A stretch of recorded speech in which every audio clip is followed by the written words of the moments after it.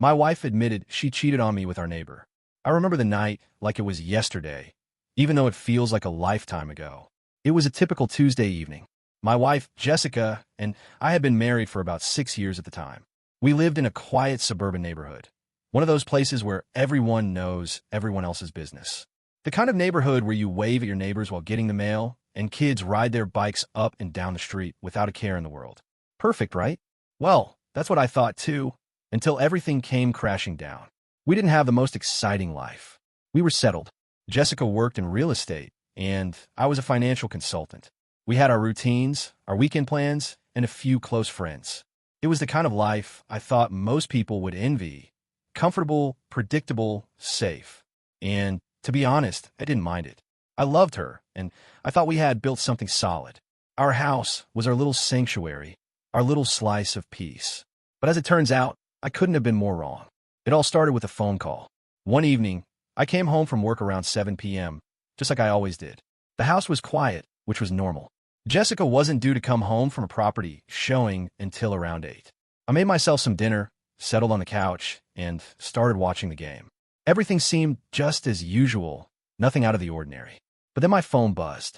It was a text from Jessica. "We need to talk when I get home. Something's happened." Those words alone were enough to send a chill through me. I don't know why, but something about that text felt off. It wasn't a typical "I love you" or "How was your day" message. It was urgent, like she needed to get something off her chest. And I could tell from the tone of the text that whatever it wasn't going to be good. My mind started racing. Had she been keeping something from me?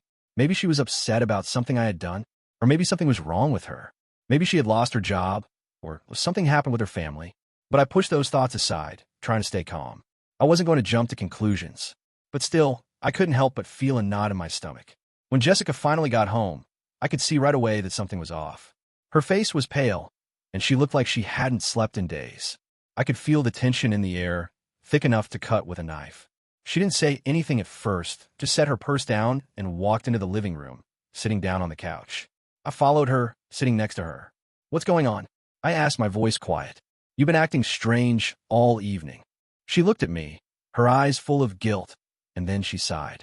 "I need to tell you something," she said, her voice shaking. My heart began to race. "What is it?" I've been seeing someone else," she said, her voice barely above a whisper. For a second, I didn't process what she said. I sat there, completely frozen, my mind scrambling to understand what was happening. "What do you mean, seeing someone else?" I asked, my voice barely audible. And then she told me. She told me that for the past 6 months, she had been having an affair with our next-door neighbor, Todd. I was in shock. Todd, our neighbor. The guy I waved at every morning as I got in my car. The guy I'd shared drinks with at the neighborhood barbecue. The guy who helped me with DIY projects around the house. It didn't make sense. I couldn't speak. The words didn't come out. I felt like I was suffocating, drowning in disbelief. "How could you do this?" I whispered, more to myself than to her. She tried to explain. She said it started innocently enough. They were both home a lot, her with her real estate work, and Todd with his job as a freelance graphic designer. They started talking more often, spending time together, and eventually that innocent friendship turned into something more. She said that it wasn't planned, and she didn't know how to stop it. Her words were a blur as she spoke. I barely heard what she was saying. My mind was racing, playing through every moment we'd spent with Todd over the years, every conversation, every time I thought I was making a new friend in this quiet, peaceful neighborhood. It made me feel sick. I wanted to scream. I wanted to shout, to demand answers, but all I could do was sit there in silence, feeling the weight of betrayal press down on me. She kept apologizing, saying how sorry she was, but it didn't matter. The trust was gone. The love we had built gone. In that moment, I wasn't sure who I was anymore, who we were. I didn't know what to say. I didn't know what I was supposed to feel. The next few hours were a blur. She begged me to forgive her, said she had made a huge mistake and that she didn't want to lose me. But the words felt hollow. I could see it in her eyes. She was ashamed, but also she was scared. She knew she had destroyed everything. And then, as if to add salt to the wound, she told me something that felt like a slap in the face. "Todd wants to be with me," she said, her voice barely audible. "He's been asking me to leave you for months now." At that moment, something inside me snapped. I couldn't do it. I couldn't sit there and listen to her explain herself anymore. I stood up, walked out of the room, and went straight to the door. Without saying another word, I walked out of the house. I didn't know where I was going. I didn't care. I just needed to get away from everything. I grabbed my car keys and drove, not knowing where I was headed. All I could think about was how everything I thought I knew about my life, my marriage, had been a lie. It's been a few months since that night, and I'm still processing everything. I won't lie, it hasn't been easy. There are days when I wake up and I still feel that knot in my stomach, that gut-wrenching pain of betrayal. But I've learned something in all of this. I've learned that I don't need someone else to define my happiness. I don't need a partner who would lie to me, who would betray my trust. I've started therapy to help me process the grief and anger, and honestly, I think it's helped me more than I ever thought it would. It's not about getting over it, it's about learning to live with it, learning to heal, and finding peace. As for Jessica, she moved out. I told her to go stay with her parents for a while. I needed space, and honestly, I needed to see what my life would be like without her in it. I don't know where we stand now, and I'm not in a rush to figure it out. And Todd? Well, I haven't spoken to him since that day. I don't need to. He's no longer part of my life. It's strange, but I feel free now, free from the lies, the deceit, and the toxic relationships that once consumed me. In the end, I learned something important. Sometimes the people we trust the most can hurt us the deepest. But that doesn't mean we have to let them control our story. This is my story now, and I'm going to write the next chapter on my own terms. The days following that night were the darkest I'd ever experienced. I spent a lot of time thinking mostly about everything that had happened and how quickly my life had turned upside down. One minute, I was living what I thought was a normal life, and the next, I found out that everything was built on lies. I still couldn't get over how easily she had betrayed me, how much she'd lied, and how little regard she'd shown for everything we had built together. I didn't hear from Jessica for a while after she moved out. The first few days, I wanted to call her, to ask her to explain more, to somehow get some closure. But I knew it wouldn't help. She had already said everything she needed to say, and I wasn't sure I could trust her words anymore. The truth had already come out, and no amount of talking could change what had happened. It felt like there was no going back. Instead, I focused on keeping myself busy. I threw myself into work, into anything that would keep my mind occupied. But even the most mundane things, the sound of the front door closing, the empty seat at the dinner table, reminded me of what was lost. Weeks passed, and the house felt quieter than ever. I had always been used to having Jessica around, her voice, her presence. But now, the silence was overwhelming. It felt like an echo of everything that used to be, a constant reminder of the person I thought she was. One day, as I was sitting in the living room, trying to distract myself with the TV, there was a knock at the door. I wasn't expecting anyone, so I hesitated for a moment. When I opened it, there stood Todd, my neighbor, the man who had destroyed everything. He looked nervous, his hands shoved into his jacket pockets, his gaze avoiding mine. He tried to force a smile, but it didn't reach his eyes. "Hey, man," he said quietly. "Can we talk?" I stared at him for a moment, trying to understand what he was doing standing at my doorstep. The anger that had been simmering in my chest boiled over. I didn't want to talk to him. I didn't want to hear his excuses or apologies. But something inside me told me to hear him out. I stepped aside, not saying a word, and let him in. We sat down in the living room, the same place I'd sat with Jessica countless times, pretending nothing was wrong. "I know this is probably the last place you want me to be," Todd started, his voice awkward. "But I want to tell you the truth. I never meant for this to happen." I raised an eyebrow, not sure how much of that I was willing to believe. "The truth? What, like how you've been sleeping with my wife behind my back for months?" Todd flinched, looking down at his hands. "I know I don't have any excuses, and I'm not trying to justify what happened. I was stupid, man. I should have never done it." I felt my blood pressure rise. "You think? I wasn't trying to hurt you," he said. It just happened. One thing led to another, and before I knew it, we were both in too deep." I clenched my jaw. "You were both in too deep. You don't think you owed me the decency to not destroy my life like this?" Todd's face twisted with guilt. "I get it. I know I fucked up, and I'm sorry. I know that doesn't change anything, but I just wanted to say that I never meant for you to find out like this. I've regretted it every day since it happened." I could feel my hands balling into fists, but I didn't say anything right away. Instead, I stood up and walked over to the window, tried to calm myself down. I couldn't believe this was happening. I was sitting in my own living room, having a conversation with a man who had taken everything from me, and all he could do was apologize. "You've done more than hurt me, Todd," I said, my voice steady but cold. "You've destroyed everything. My trust, my marriage, my peace of mind. You don't get to just show up here and apologize. I don't need your words. I need time. and I need to figure out how I'm going to move on from this. And you? You need to stay the hell out of my life." He looked up at me, his face full of regret, but I wasn't interested in his remorse. I wasn't interested in any of it. He wasn't part of my life anymore, and I had to make that clear. Without another word, I turned my back on him and walked toward the door, opening it. "Get out," I said. He didn't fight it. He just nodded, looking like a man who knew he had done something unforgivable. He walked out, and I closed the door behind him. For a long time, I just stood there. The weight of the situation was crushing. But I knew, deep down, I had done the right thing. It wasn't about getting closure or asking for answers anymore. It was about regaining control of my life, one step at a time. A couple of months later, things started to shift. I began seeing a therapist to work through my feelings. It was painful at first, and there were moments when I wanted to give up, but I knew I couldn't. I had to do this for myself. For the first time in years, I was doing something for me, not for anyone else. I spent time with old friends, people I had neglected over the years. I went on a few trips to clear my head, exploring places I had always wanted to visit, but never had the time for. And for the first time in a long time, I started to feel like myself again, without Jessica, without Todd, without any of the lies that had consumed me. The healing process was slow, but it was happening. I started taking better care of myself, physically and emotionally. I began focusing on my career again, something I had put on the back burner while I was married. And even though it hurt at times, I realized I was stronger than I thought. Then, about a year after Jessica moved out, I got a call from a friend who had seen Todd and Jessica around town. They were still together. They had moved in together, and as much as I thought I should feel anger or bitterness, I just didn't. I felt indifferent. Maybe it was because I'd already let go, or maybe it was because I finally understood that whatever they had wasn't worth my energy.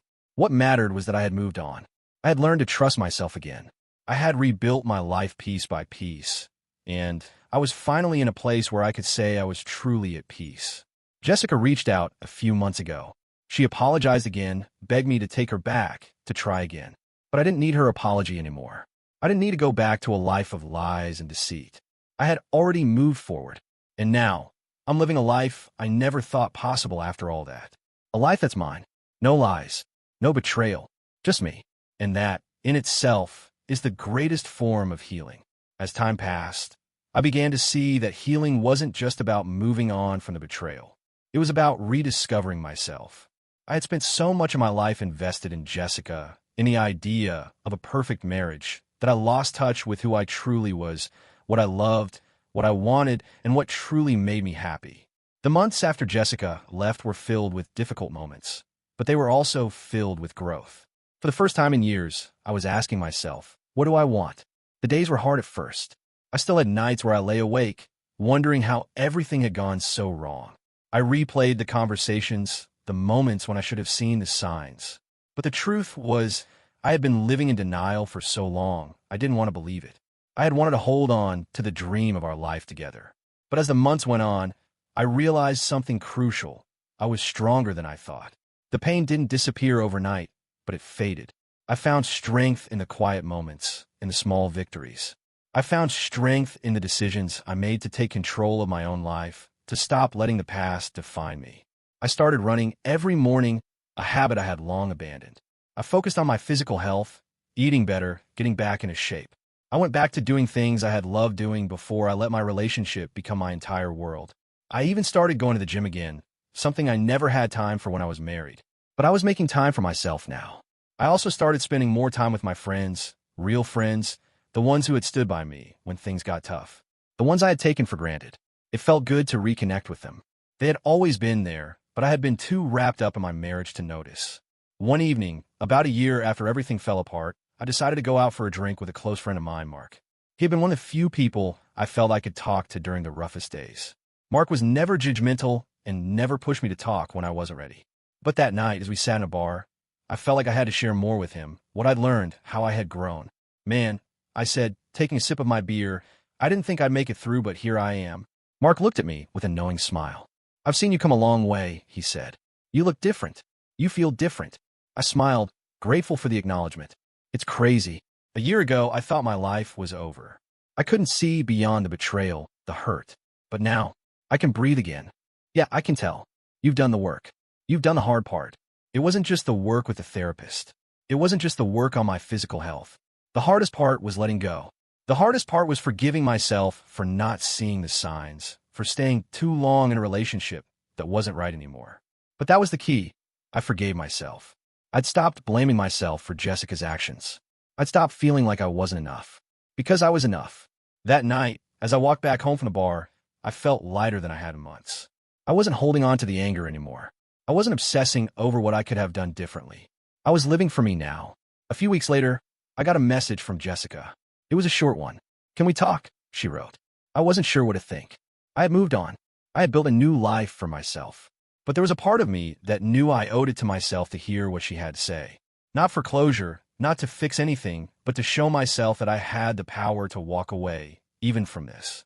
I had the power to decide what kind of person I wanted to be, and that included how I dealt with the past. We met at a local cafe. She looked the same, but there was something about her that seemed smaller. Her confidence was gone, replaced by a meekness I hadn't seen before. When she sat down, she seemed nervous, almost fidgety.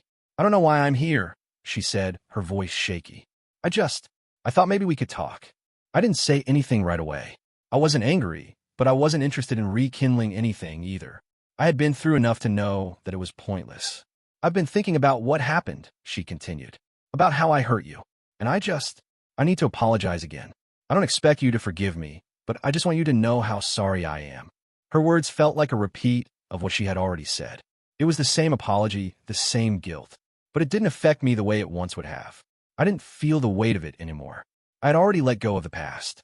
I had already forgiven her for me, not for her. "I don't need your apology," I said calmly. "I've already moved on from this. I moved on from you." She seemed taken aback. "I understand. I just wanted to see if we could be friends again." "Jessica, I've spent so much of my life holding on to things that weren't right. I'm not doing that anymore," I said, looking her in the eye. "We can't go back to what we had. And I don't want to." For the first time in a long time, I felt a sense of finality. I wasn't mad anymore. I wasn't bitter. I just didn't need her in my life. And that was the most liberating feeling of all. A few months later, I started dating someone. Her name was Claire, and she was nothing like Jessica. Claire didn't come with baggage or drama. She was fun, she was easygoing, and most importantly, she respected the space I needed. She didn't push me to move faster than I was comfortable with. And that made all the difference. We took things slow. I wasn't in any rush. I had learned that the most important relationship I had was the one with myself.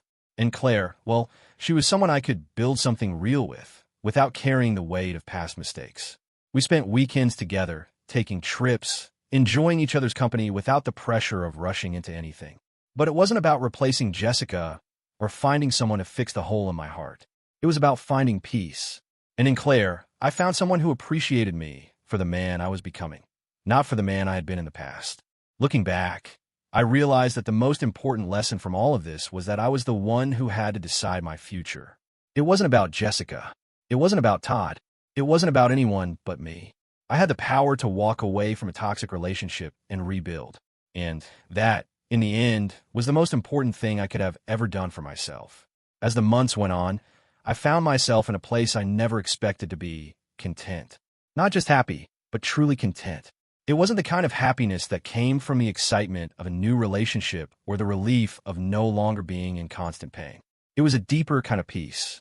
It came from knowing that I was in control of my own life again. There are days when I catch myself thinking back to the way things used to be, to how Jessica and I used to laugh together, how comfortable I had been in that bubble of security. But those thoughts didn't have the power to hurt me anymore. They just served as a reminder of how far I'd come, how much I had learned. The most freeing thing I realized was that I didn't need anyone else to make me feel whole. It wasn't about moving on to someone else or trying to replace the life I thought I'd had with Jessica. It was about building something for myself from scratch. And the more I focused on that, the more I realized just how much I had to offer. And then there were the moments when I would remember how easily everything had fallen apart. The betrayal, the lies, Jessica's confession, the feeling of being completely blindsided by someone I trusted more than anyone else in the world. But the difference now was that those memories didn't define me anymore. They didn't control me. They were just a part of my past, and I had learned to let them be. One afternoon, about a year after everything happened, I went out for a walk in the neighborhood. The sun was setting, and the air had that crisp fall feeling to it. The trees lining the streets had just started to change colors, and everything felt calm, peaceful. It was a good day. And as I walked down the street, I noticed something that took me by surprise. There was Jessica standing in front of her old house, talking to Todd. I wasn't sure how to feel about it. On one hand, seeing them together was a painful reminder of everything that had happened. On the other hand, I felt strangely detached. I wasn't angry. I wasn't hurt. I was just indifferent. They saw me, and for a brief moment, I could feel the tension in the air. Jessica's eyes widened, and she quickly turned to Todd, as if to signal him to leave. Todd looked awkward, his face flushed, but he didn't say anything. He simply nodded and walked away. "Ah," Jessica said, her voice quiet, almost uncertain. She didn't know how to approach me, and I could see it in her eyes. The guilt, the regret, all of it still there. I stood still for a moment, trying to gauge how I felt about the situation. Part of me wanted to say something cutting, something to remind her of the hurt she caused. But another part of me knew that it wouldn't matter. It wouldn't change anything. So I just nodded and said, "Hey." She took a step closer, hesitating before speaking again. "I know this is awkward, but I wanted to tell you that I've been thinking a lot about everything, and I'm really sorry for how things ended. I never meant to hurt you." The words felt so familiar, like a broken record. I had heard them so many times before, but this time, they didn't carry the weight they once did. I looked at her and shook my head. "You don't need to apologize anymore, Jessica," I said, my voice calm, but firm. "We've both said everything that needed to be said. I've moved on." She looked like she wanted to say more, to explain herself once again, but I wasn't interested. I wasn't interested in hearing the same excuses or justifications. I had given her enough of my time. I had spent enough energy trying to make sense of what happened. "You're with Todd now," I continued, looking down the street at the house I once thought was mine. "And that's your life now. How about mine? And I don't need to keep rehashing this." She didn't say anything. She just stood there, looking at me with that mixture of guilt and sadness in her eyes. But I didn't feel anything. Not anymore. "Take care of yourself, Jessica," I said, turning to walk away. I didn't look back. The truth was, I didn't hate her. I didn't even feel anger anymore.